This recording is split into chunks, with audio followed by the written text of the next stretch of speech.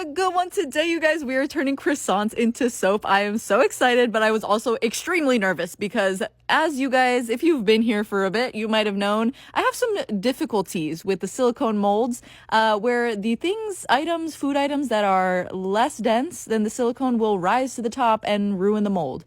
So this time I thought we're going to take extra precautionary measures. So I carved out a massive gaping hole in the croissant and filled it up with hot glue. Then I went ahead and pressed it down. I tried not to ruin the shape of the croissant, but also to get it pressed down good. Same thing on the other one, filled it up real good and then smushed it down, made sure it's in there good.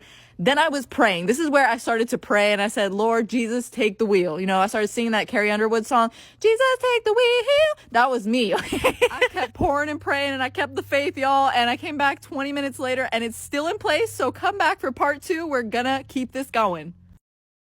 I am so excited to show you guys this croissant turned soap. This one really exceeded my expectations because I was thinking that a lot more of the silicone mold was going to seep into the croissant than it actually did, so hooray. All of those prayers and that Jesus take the wheel really worked, I guess, because take a look, it came out pretty good. Actually, well, one of the sides is not really usable, okay?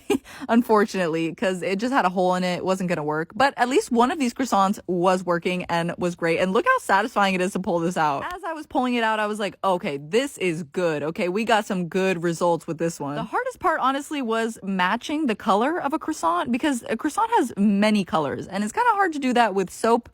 So I had to figure out a way to match the base color of it as much as I could and then figure out how I could color it later on. Once it solidified, it was time to get it out of the mold. So we popped it right out and boom, I was so excited. It looked like a croissant, but it was missing the perfect essence. So I got to coloring it and guess what? Ta-da! It looks amazing. I'm so happy with how it came out.